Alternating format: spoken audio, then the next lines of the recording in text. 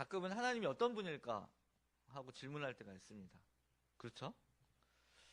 근데 사실 인간인 우리는요, 하나님을 아는 것 자체가 불가능합니다. 하나님이 스스로 우리를 알려주시고 계시를 할 때마다 조금이나마 알 수 있다는 거죠. 뒤에 녹음하고 있죠? 호세아 선지자는요, 그래서 이렇게 얘기를 합니다. 그러므로 우리가 여호와를 알자, 힘써 여호와를 알자. 하나님이 당신을 우리에게 계시해 주실 때에만 우리가 알 수 있어요. 그 계시해 주신 게 뭐예요? 성경이죠. 호세아는 우리가 여호와를 힘써 알자. 하나님이 어떤 분인지 한번 알아야 된다, 이렇게 얘기를 하세요. 요한복음 17장 3절에서 예수님은 하나님께 기도하면서 이렇게 얘기합니다. 영생은 오직 한 분이신 하나님을 알고 또 아버지께서 보내신 예수 그리스도를 아는 것입니다. 세번역 성경으로 이렇게 되어 있어요. 하나님을 알고 그 보내신 독생자 예수님을 아는 것, 이것이 바로 영생의 핵심이다, 이렇게 말씀하시는 거죠. 오늘 본문에서도 하나님 우리에게 하나님이 어떤 분이신지를 스스로 좀 보여주고 계세요. 드러내주시는 거죠. 1절을 보니까 하나님은 전능하신 분이다, 이렇게 말씀하세요. 그리고 당신의 백성들 어때요? 부르시는 분이다, 이렇게 기록되어 있습니다.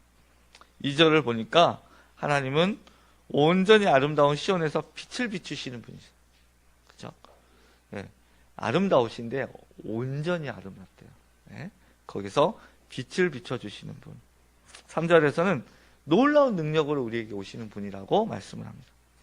그리고 4절을 보니까 하나님은 자기 백성을 판결하시는 심판장이시다, 이렇게 얘기하시고요. 그리고 하나님은 제사로 언약한 자기 백성을 있는 그런 왕이시다, 그런 말씀이 오늘 본문에 나와 있어요. 그러니까 하나님은 보니까 이런 분이시다, 이렇게 성경에 기록되어 있다는 거예요. 그런데 그 하나님이 지금요, 당신의 백성들을 이렇게 자기 앞으로 이렇게 모으고 계세요. 다 불러 모으고 있는 거예요. 마치 운동장에서 뛰는 아이들을 선생님이 이렇게 부르는 것처럼, 또 특별한 얘기를 하기 위해 부모님이 아이들을 집으로 다 불러들이는 것처럼 나의 성도들을 하나님이 지금 불러 모으고 계시는 거예요. 그리고 이렇게 말씀하십니다. 나의 백성아 들을지어다, 내가 말하리라. 자, 잘 들어, 내가 말할 거야 이제, 이렇게 말씀하는 거예요. 저는 이렇게 성경을 읽을 때마다 이런 본문이 오면 제가 긴장을 합니다. 왜냐하면 성경은요, 거기에 있는 성경 안에 있는 사람들과 백성들에게 하시는 말씀이기도 하지만 동시에 나에게도 하시는 말씀이거든요. 그러니까 내가 말할 거야, 내 백성아 이제 들어, 이 얘기인 거예요. 자, 저보고 그렇게 말씀하시는 거예요. 내가 말할 테니 너 들어라. 정신을 집중하고 귀를 기울였습니다. 주님이 뭐라고 말씀하실지 궁금하기 때문에 그래요. 지금 예배를 드리고 있는 여러분들에게는 하나님이 뭐라고 말씀하실까요? 궁금하지 않으십니까? 그런 기대감으로 하나님 앞에 나오십시오. 그런 마음 가지고 주님 앞에 나오십시오. 하나님께서 여러분에게 지금도 말씀하고 계시기 때문입니다. 하나님 부름에 지금 백성들이 모여들었어요. 교장 선생님의 후다를 듣는 아이들처럼 이렇게 무슨 말씀을 하나 이렇게 듣고 있는 겁니다. 그런데 어조를 보니까 좀 화가 나신 것 같아요. 많이 하나님이 화가 나셨어요. 보아하니 절대로 이대로 두면 안 되겠다 싶으셨던 것 같아요. 천사들도 있고 또 다른 방법들을 사용해서 사람들을 모으고 그들에게 말씀하셔도 되는데 하나님이 직접 친히 지금 막 불러드리는 거예요. 야, 빨리 와 이렇게 부르시는 거예요. 이게 말씀을 쭉 보다 보니까 무슨 재물이 좀 부족했나? 좀 우리 정성이 부족했나? 이런 느낌이 들었어요. 그런 줄 알았는데 잘 읽어보니까 하나님이 진짜 화가 나서 부르신 이유는 재물 때문이 아니었다는 거예요. 하나님이 화가 난 진짜 이유가 뭐였냐면, 여러분 잘 보세요. 하나님을 향한 태도 때문이었어요. 하나님을 향한 태도가 잘못됐기 때문에 지금 하나님이 화가 나서 그들을 막 불러 들이신 겁니다. 하나님이 지금 뭐라고 말씀하시냐면, 내가 너 재물 때문에 책망하는 거 아니야. 너 많이 안 드렸다고 뭐라고 하는 거 아니야. 조금 문제 있는 거 드렸다고 얘기하는 거 아니야. 이렇게 얘기를 하시면서 나 가진 거 많아. 이렇게 말씀을 하세요. 보니까 내 집에서 소나 우리에 있는 수렴소를 내가 안 가져갈 거야. 나 그거 욕심내지 않아. 이렇게 말씀하세요. 왜냐하면 삼림에 있는 짐승들, 산에 있는 가축들, 각종 새들, 들짐승, 세계에 충만한 모든 것이 다 누구 거니까? 내 거야. 근데 내가 너 집에 있는 몇 마리 안 되는 소가 또는 염소가 너 통장에 있는 돈 얼마가 필요해서 너 부르는 줄 알아? 아니야. 이렇게 얘기하고 계신다는 거예요.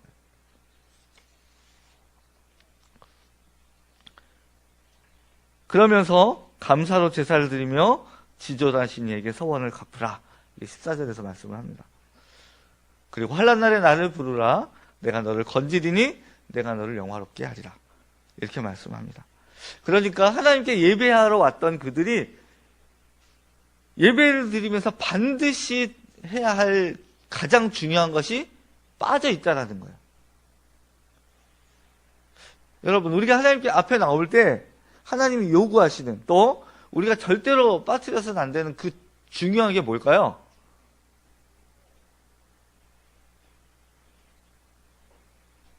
첫 번째는 뭐냐면요, 하나님을 향한 마음 깊은 곳으로부터 우러나오는 감사의 마음이에요.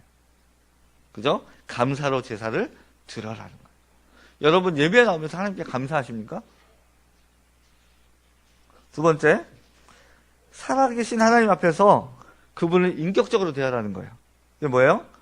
하나님에 대한 서원이 뭡니까? 하나님과 한 약속이에요. 약속을요, 어긴다는 건 뭐예요? 그 사람을 인격적으로 대하지 않는다라는 의미예요. 약속을 지킨다는 것. 그것은 무엇인가 하면 상대방을 인격적으로 대한다는 의미가 있기 때문에 그렇습니다. 서원을 지키라는 것은, 약속을 지키라는 건 뭐예요?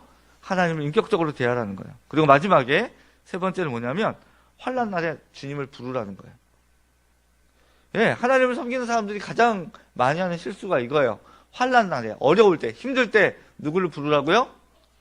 하나님 부르라고요. 그런데 하나님 안 부른다는 거예요. 여러분, 신앙생활 하면서 가장 큰 죄가 뭔지 아세요? 신앙생활 하면서 우리가 하나님께 무엇인가 해드려야 된다고 생각하는 거예요. 우리가 하나님께 무엇인가 해드릴 수 있다고 생각하는 게 가장 큰 착각입니다. 아니요, 하나님이 우리에게 해주시는 거예요. 우리가 하나님께 환난 날에 부르짖었을 때 하나님께서 우리에게 채워주시고 공급해 주시는 거예요. 순서가 바뀌었어요. 하나님을 경외하는 마음이 없는 예배는 하나님이 증오하시는 예배입니다. 여러분, 놀랍지 않습니까? 예배하러 나와서 예배를 드리는데 하나님이 그 예배를 증오하신다는 거예요. 어떤 예배요? 하나님을 경외함이 없는 예배. 하나님을 감사함으로 예배하지 않는 사람들을 싫어하시는 거예요. 지금 하나님이 단단히 화가 나신 이유는 뭐예요? 아무리 좋은 수소와 양과 염소가 제물을 가져와도 하나님 그거 기뻐하시지 않는다는 거예요. 이사야 1장 11절 12절은 이렇게 말씀합니다. 여호와께서 말씀하시되 너희의 무수한 제물이 내게 무엇이 유익하뇨? 나는 수장의 번제와 살찐 짐승의 기름에 배불렀고 나는 수송아지나 어린 양이나 수점소의 피를 기뻐하지 아니하노라. 너희가 내 앞에 보이러 오니 이것을 누가 너희에게 요구하였느냐? 내 마당만 밟을 뿐이니라. 뭐라고요? 예배 드리러 온 사람들이 재물을 가지고 와서 예배를 드리는데 나 이거 배불렀고 기뻐하지 않네. 아주 실증 내신다는 거예요. 그러면서 뭐라고 말씀합니까? 너희가 내 앞에 보이러 오니. 오늘날 예배 드리는 많은 사람들이 가장 마음 가운데 두어야 될 본문이 이 부분입니다. 주님 앞에 보이러 오는 거예요. 안 오면 벌 받을 것 같으니까, 주일날 예배 안 드리면 어디 교통사고라도 날 것 같으니까 예배 한번 드려주는 거예요. 보이러 오는 거예요. 내가 너희에게 이거 요구했냐는 거예요. 너희가 내 바닥만 밟는 거예요. 마당 밟으면 어떻습니까? 더러워지죠. 하나님 이런 예배와 제사를 기뻐하시지 않는다는 거예요. 그리고 이렇게 예배하는 사람들에게 이렇게 말씀합니다. 헛된 재물을 다시 가져오지 말라. 분향은 내가 가증히 여기는 바요. 월삭과 안식일과 대회로 모이는 것도 그러하니 성회와 아울려 악을 행하는 것을 내가 견디지 못하겠노라.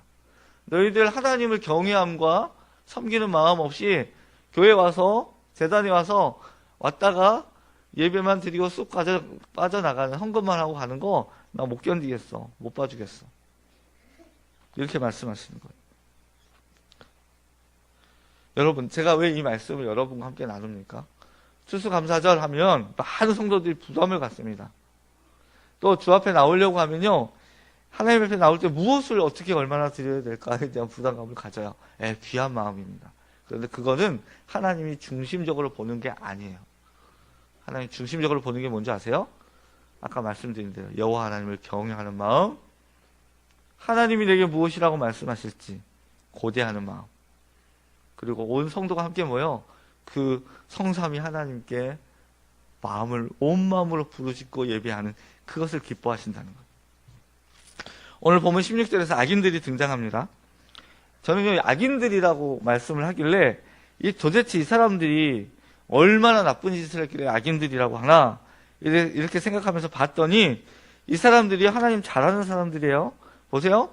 악인들에게는 하나님이 이르시되 내가 어찌하여 내 윤례를 전하며, 윤례를 전한다는 게 뭐예요? 말씀 가르친다는 거예요. 내 언약을 입에 두었느냐? 하나님 말씀을 자꾸 말하고 얘기하는 사람들이라는 거예요. 이 정도 수준이면 어때요? 우리보다 수준이 높은 사람들이에요. 하나님 말씀 잘 알고 말씀의 내용도 낱낱이 알고 있는 사람들이라는 거예요. 그런데 그들을 뭐라고 합니까? 악인들이라고 얘기합니다. 그런데 그들이 어떻게 했어요?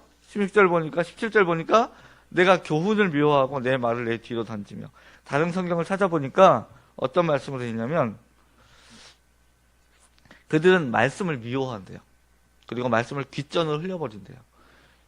여러분, 이거 우리가 흔히 하는 얘기죠. 하나님 말씀 듣고 말씀대로 살아야지 라고 하는 다짐을 하는 때도 있지만 대부분은요, 귓전을 흘려버립니다. 좋은 말씀이야. 은혜가 되네. 아멘. 그러고 말죠. 이런 사람들 뭐라고 얘기합니까? 악인들이라고 얘기합니다. 그 사람들이 하나님 말씀 전하고 하나님 말씀을 나누고 그 말씀을 즐겨 들으면서도 어떤 짓을 하는가? 도둑을 만나면 그와 친구가 되고, 간음하는 자를 만나면 한통속이 되고, 입으로 악을 꾸며내고 거짓을 쏟아낸다고 얘기합니다. 동기간에 허물을 들추어내고, 우리로 얘기하면 형제간에 허물을 들춰내고 한 어머니에게서 태어난 동기들을 비방한다. 우리의 삶의 현장이 어땠다는 거예요? 하나님의 말씀은 죄송하지만 씨알도 맥히지 않는다는 거예요. 주일날 예배 와서 보이러 와서 예배 드리고 경건한 모습으로 거룩한 모습으로 예배를 드리고 가지만 집에 가보면 이 세상 사람들이 사는 모습과 하나도 다르지 않다는 거예요. 오히려 더하다는 거죠. 이렇게 나쁜 짓만 골라하는 그들을 보고서도 하나님이 지금 참고 기다려주고 있다, 이렇게 말씀을 합니다. 그런데 그래서 하나님 가만히 있으니까 아무 생각 없이 사는 거예요. 화가 나서 하나님이 이렇게 얘기합니다. 내 죄를 눈앞에 낱낱이 드러내겠다. 지금 많이 드러나고 있지 않습니까, 여러분? 여러분, 인터넷을 딱 보세요. 하루도 거르지 않고 우리의 죄가 막 올라와요. 댓글을 보십시오. 우리가 어떻게 살고 있는지 한눈에 세상 사람들이 우리에게 보여줍니다. 만천하에 드러나고 있습니다. 그런 사람들, 그렇게 섬기는 우리를 하나님이 뭐라고 얘기합니까? 하나님을 잊어버렸다, 이렇게 얘기합니다. 하나님을 잊어버린 너희여, 이제 만약에 돌아서지 않으면 가만두지 않겠다, 이렇게 말씀합니다. 여러분, 이사야 1장에도 같은 얘기가 나옵니다. 하늘이여 들으라, 땅이여 기울이라. 여호와께서 말씀하시기를 내가 자식을 양육하였거늘 그들이 나를 거역하였도다. 세상에 소금과 빛이 되어 그 옳은 행위를 보고 하나님께 영광 돌리라 하였거늘 그들이 오히려 세상보다 더 악하게 살아서 하나님의 얼굴에 먹칠을 하고 있다는 거예요.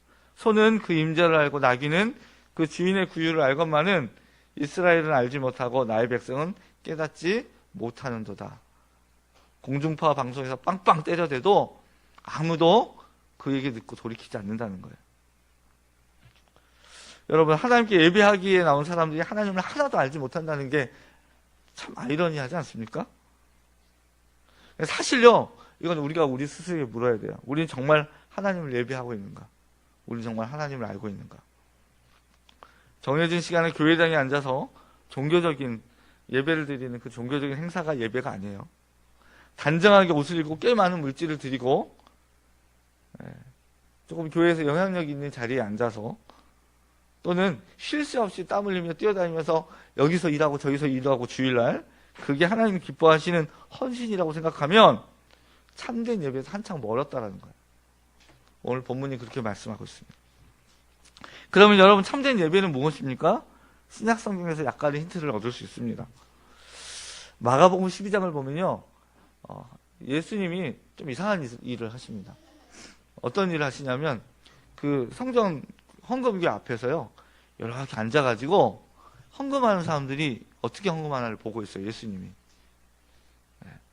오늘 여러분 헌금할 때 그렇게 보고 계셨는지도 몰라요. 이렇게 보고 계십니다. 그러고 나서요 뭐라고 말씀하시냐면 2렙돈을 드린 이 과부에 대해서 이렇게 얘기합니다. 이 여인이 오늘 하나님께 예물을 드리는 어떤 사람들보다 더 많은 것을 드렸다. 왜냐하면 그는 생활비 전부를 다 드렸기 때문이다. 이렇게 말씀하세요. 여러분 객관적으로 보면 이 여인이 드린 2렙돈은요 금화와 은화를 드렸던 다른 사람들에 비해서는 푼돈에 불과해요. 그런 점에서 보면 하나님이 기뻐하시는 헌금의 기준은 물질의 양이 아니라는 걸 알 수 있어요. 그죠? 이 여인이 다 생활비에 전부를 드렸기 때문에 예수님이 칭찬하셨겠습니까? 그게 아니에요. 이 여인이 드린 마음이 그 삶의 전부를 하나님께 드렸다는 거예요. 그 헌금을 드린 게 아니라 자신을 드린 거예요. 구약 성경에도 이와 비슷한 장면이 있습니다. 온 천하에 3년 6개월 동안 36개월입니까? 비가 내리지 않아서 가뭄이 들었어요. 한 과부가요 아들이랑 먹고 죽으려고 이제 나무 조각을 모아가지고 떡을 해먹고 이거 먹으면 끝이야. 이제 우린 굶어 죽어야 해. 그러려고 나무 가지를 모으고 있었는데 하나님이요 엘리야에게 이 사르밧에 있는 과부를 찾아가라고요. 그리고 그 떡을 얻어 먹으라고요. 여러분 돈 많은 사람도 있을 수도 있고 다른 방법도 있는데 심지어 하나님이 엘리야에게 까마귀로 먹이셨잖아요. 그런 방법도 있으신데 굳이 이 가난하고 돈 없는 여인에게 찾아가라고 하신 이유가 뭘까요?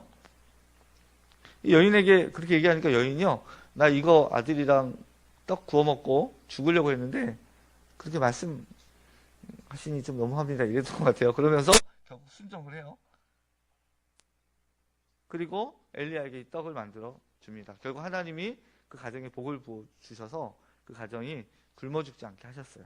넘치도록 채우셨습니다. 이게 뭐예요? 그 여인이 뭘 드린 거예요? 자신의 남은 생명 전부를 드린 거예요.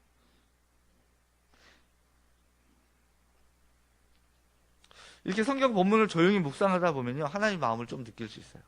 하나님이 우리에게 원하시는 예배가 무엇일까? 하나님이 우리에게 바라시는 헌금의 양은 얼마일까?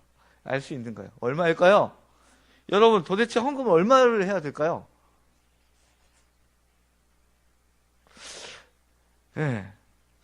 많이 하기엔 좀 부담스럽고 헌금을 하지 않거나 좀 적게 하면 벌 받을 것 같고 그래서 여러분 헌금하십니까? 여러분 헌금을 얼마나 해야 될까요? 이렇게 묻는 제가 여러분에게 질문을 하고 또 이 질문에 여러분이 어떤 대답을 한다면 거긴 질문도 틀렸고 대답도 틀린 거예요. 제가 알맞은 질문과 대답을 드리겠습니다. 알맞은 질문은 이것입니다. 헌금은 어떻게 해야 할까요? 얼마를 해야 할까가 아니라요. 어떻게 헌금을 해야 할까요? 또는 어떻게 우리가 예배를 드려야 할까요? 그 대답은 오늘 본문에 있습니다. 23절 말씀을 함께 읽겠습니다. 23절 시작. 감사로 제사를 드리는 자가 나를 영화롭게 하나니 그의 행위를 옳게 하는 자에게 내가 하나님의 구원을 보이리라. 시편 49편 20절은 이렇게 말씀합니다.